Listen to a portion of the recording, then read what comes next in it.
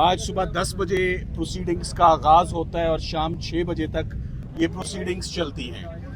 ان proceedings میں سب سے important بات آج کہ آنے والے 2 گواہ تھے جن کے اوپر سرکار کے پورے کیس کا انحصار تھا۔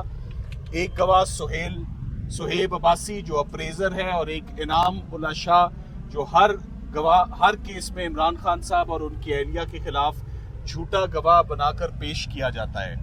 ان دونوں گواہان کے اوپر آج بہت مفصل جرح ہوئی، جس کے بعد میں آپ کو یہ بتا سکتا ہوں کہ توشہ خانہ 2 کیس آج ہی بہت بری طرح سے زمین بوس ہو کے دفن ہو چکا ہے۔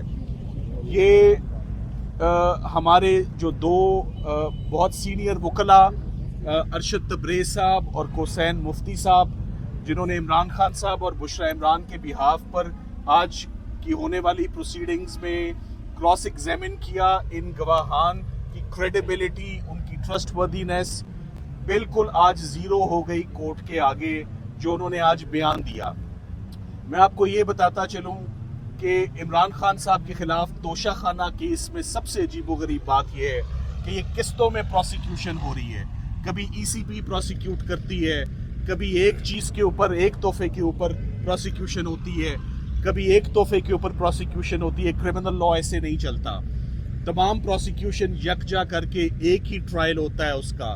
اس سے نہ صرف نیشنل ایکسچیکر کا نقصان ہے، جیل کا نقصان ہے، کورٹ کا نقصان ہے، اور سائل کے اوپر آپ دیکھیں عمران خان صاحب کے اوپر میں بار بار کہتا ہوں کہ نہ لیگلی پاسبل ہے، نہ for a human being possible ہے کہ وہ اتنے مقدمات کی پیروی کرے، اتنے مقدمات میں وکیل انگیج کرے، اور ایک کے بعد ایک کیس جو ہے وہ it's a never ending story.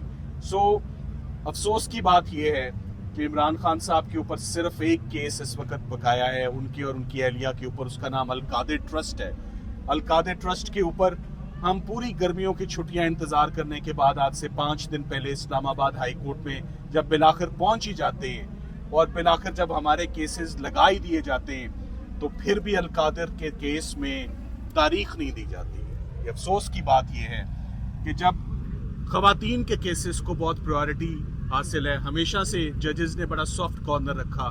بشرا عمران کے کیس میں ضمانت مانگتے ہوئے، اس کی ہیئرنگ مانگتے ہوئے، ضمانت مانگتے ہوئے نہیں، ضمانت کی ہیئرنگ مانگتے ہوئے ہمیں آج 7 مہینے ہو گئے۔ جنوری کی سزا ہے، یہ سپٹمبر ہو گیا ہے، اور ابھی تک یہ ہیئرنگ ہمیں فکس نہیں کی جا رہی، ابھی تک تاریخ نہیں دی جا رہی۔